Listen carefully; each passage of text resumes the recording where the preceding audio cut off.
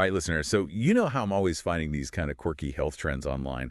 Well, this was really got me curious. Oh, let's hear. It's called mouth taping.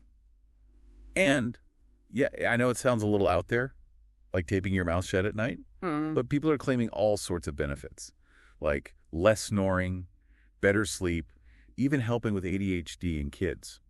Interesting. So what are we thinking behind real deal or internet hype? That's what we're here to figure out, right? I've got articles from health sites, sleep experts, even dentists. So we're going to do a deep dive into the science and see what's what. Sounds like a plan. I'm ready when you are. Okay, so the basic idea is you use tape to keep your mouth closed during sleep, which forces you to breathe through your nose. Right. And there actually is some decent research on the benefits of nasal breathing. Okay, so maybe it's not as crazy as it sounds at first. Well, let's not get ahead of ourselves, but it's Yeah. worth exploring for sure. So let's start with the nose breathing thing. Why is that supposed to be so good for you? One of the biggest things is filtration. Your nose acts like a natural air filter, trapping dust and allergens and stuff that can irritate your lungs. It also humidifies the air, which can be a big help if you live somewhere dry or wake up with that dry mouth feeling. You know, I never thought about it like that. Yeah. But yeah, that makes a lot of sense. And I've even heard that nasal breathing can help with blood pressure. There's some early research suggesting that, but it's still an area that needs more investigation. Huh. So it's not just about stuffy noses then. Right. It's a whole system we're talking about. Yeah. But here's the thing. Just because nasal breathing has benefits doesn't automatically mean that taping your mouth shut is the best way to achieve it. Good point. We got to keep that in mind as we go through this. So let's talk about the claims people are making about mouth taping itself. What are we talking about here? Oh, you name it. Snoring, sleep apnea, and dry mouth. Even ADHD symptoms in kids. Plus, better sleep quality, less bad breath, better athletic performance. Some even say weight loss. It's a pretty wild list. Wow, it really is. Is there actually any evidence to back any of this up? Or is it mostly just anecdotal, like people saying it worked for them? A lot of it is anecdotal for sure, but there have been a few studies that hint at some potential benefits. Okay, so there's hope. Maybe, but we need a lot more research before we can say anything definitively. One study looked at people with mild sleep apnea and found that mouth taping seemed to reduce snoring and improve some sleep quality measures. Interesting. So maybe there's something there for snoring and mild sleep apnea. But what about some of those other claims, like the connection to ADHD? The evidence is even more limited there. There have been a couple small studies suggesting a possible link between mouth breathing and ADHD symptoms, but it's far from conclusive. And even if there is a connection, it doesn't mean mouth taping would be an effective treatment. We need more research. Yeah, definitely don't want to jump to conclusions there, especially when it comes to kids. So we've got some promising hints, but overall the message is more research needed. Exactly. It's early days for the science on mouth taping. Which makes sense. It's a pretty new trend, right? Relatively speaking, yeah. But even if we don't have all the answers about how well it works, we should definitely talk about the potential risks. Oh yeah, for sure. I mean, taping your mouth shut just sounds kind of risky on the face of it. You're right to be cautious. While some people tolerate mouth taping, well, there are definitely potential downsides. Like what? Give me the rundown. Well, one of the most common side effects is skin irritation from the tape. So it's important to use a tape that's specifically designed for this purpose. Something hypoallergenic and gentle on the skin. You know, not duct tape. I was going to say duct tape doesn't sound like the best idea. Definitely not. And then, of course, there's the potential for anxiety, especially for people who are claustrophobic. Yeah, I can see that. Having your mouth tape shut all night would probably freak me out a little. Right. And the biggest concern, of course, is the potential for breathing difficulties.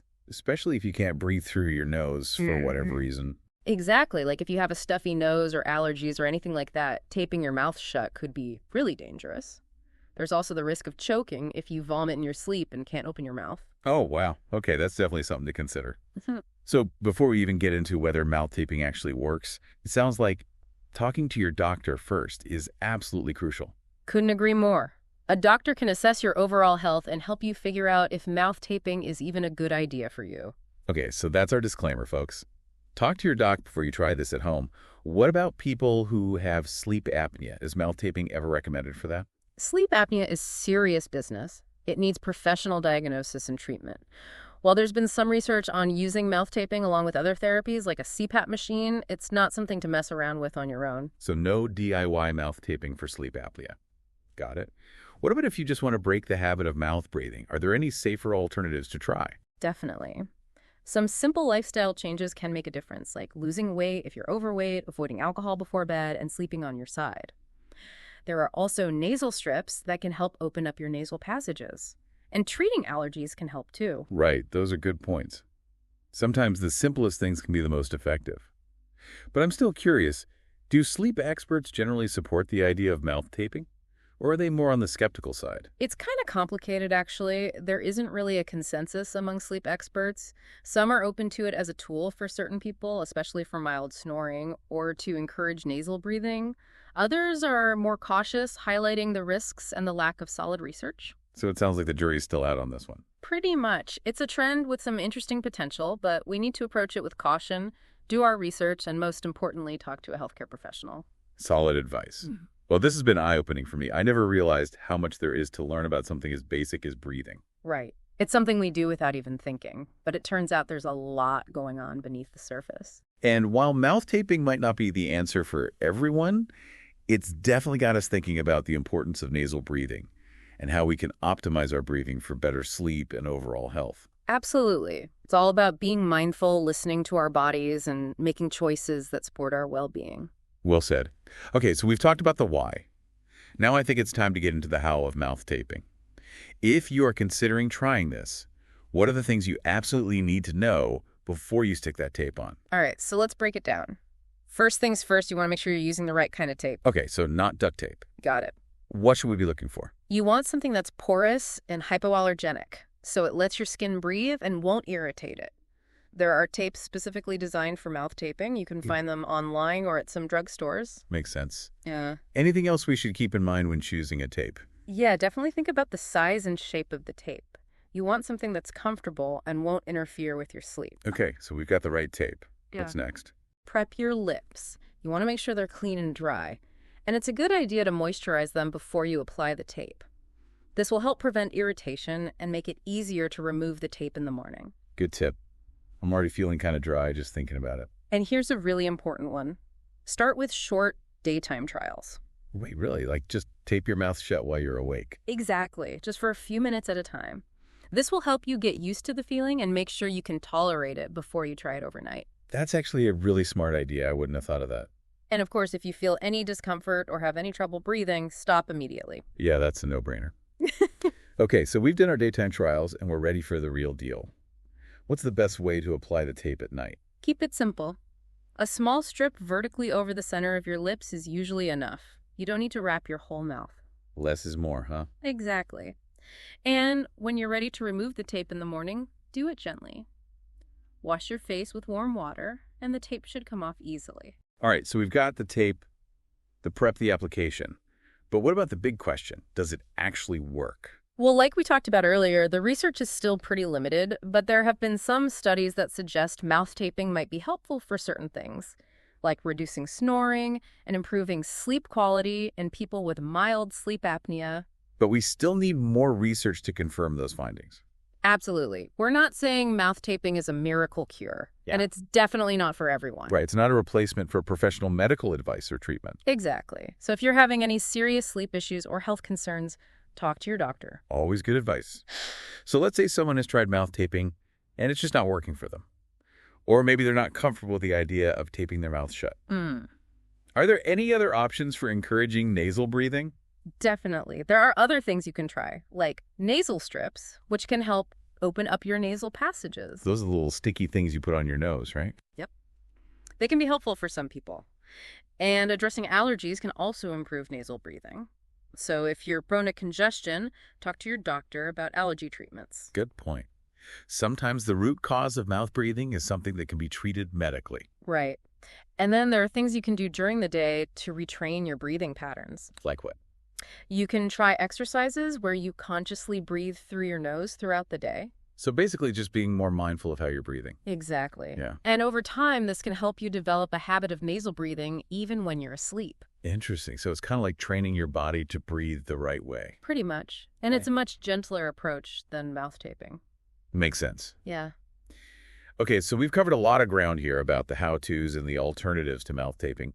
But before we wrap up, I think it's important to address the psychological aspect of all of this. Oh, absolutely. It's not just about the physical effects, right? Right. I mean, Yeah. think about Having your mouth taped shut all night, even if it's comfortable, could still have a psychological impact. Exactly. It could trigger anxiety or even nightmares for some people. And I imagine it could also affect your sleep quality even if you don't consciously realize it. Definitely. Our subconscious minds are always at work. So Yeah. even if you're not actively thinking about the tape, it could still be affecting you.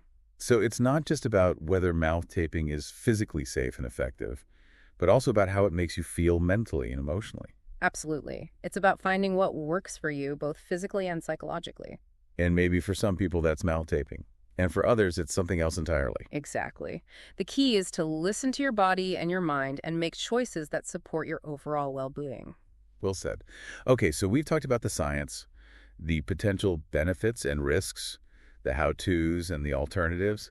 I think we pretty much covered all the bases. I think so. Good. But just to reiterate, if you're considering trying mouth taping, talk to your doctor first. Absolutely. Don't just jump into this without professional guidance. Right. And remember, there's no shame in deciding that mouth taping isn't right for you. There are plenty of other ways to improve your sleep and overall health. Exactly. And who knows, maybe someday we'll have more research that gives us a clearer picture of whether mouth taping really lives up to the hype. Fingers crossed. Well, Mhm. until then, I think we've given our listeners plenty to think about. You know, it's funny. We started out talking about this kind of quirky trend of taping your mouth shut at night, and we ended up going on this whole journey into the world of breathing. It's true. Breathing is one of those things we rarely think about, but it's so essential to everything. Yeah. And it turns out there's a whole lot more to it than just inhaling and exhaling. Exactly. And I think this whole conversation has really highlighted the fact that there's no one-size-fits-all solution when it comes to health and wellness. Absolutely. What works for one person might not work for another. Correct. And it's all about finding what's right for you. And being open to exploring new possibilities, right? Definitely. Even if those possibilities seem a little strange at first, like taping your mouth shut, Hey, you never know until you try it right. But of course, always talk to your doctor first. always good advice. Well, I think it's safe to say that this deep dive has given us a lot to think about and a lot to breathe about. I'll second that. And hopefully it's inspired our listeners to pay a little more attention to their own breath. Yeah, maybe even try some of those nasal breathing exercises we talked about. Who knows, maybe we'll start a whole new breathing trend. The All Sorts Podcast Breathing Challenge. I like the sound of that. All right, listener, that's a wrap on our deep dive into the world of mouth taping. We've explored the science, the potential benefits and risks, the how-tos and the alternatives, and even touched on the psychological side of things. We've covered a lot of ground. But as always, there's still so much more to learn. And that's what we're all about here on All Sorts Podcasts, right? Exploring the world and all its quirks and wonders. Exactly. So if you enjoyed this journey with us, we invite you to join our community of curious minds. Like, share, and subscribe to our YouTube channel. It's your portal to a universe of fascinating topics just waiting to be explored. And as you drift off to sleep tonight, why not take a moment to appreciate the simple yet profound act of breathing? It's something we often take for granted, but it's truly a gift. And until next time, keep exploring, keep questioning, and keep those breaths flowing freely. And don't forget to subscribe to All Sorts Podcast on YouTube. It's your key to unlocking a treasure trove of knowledge and inspiration. See you on our next adventure.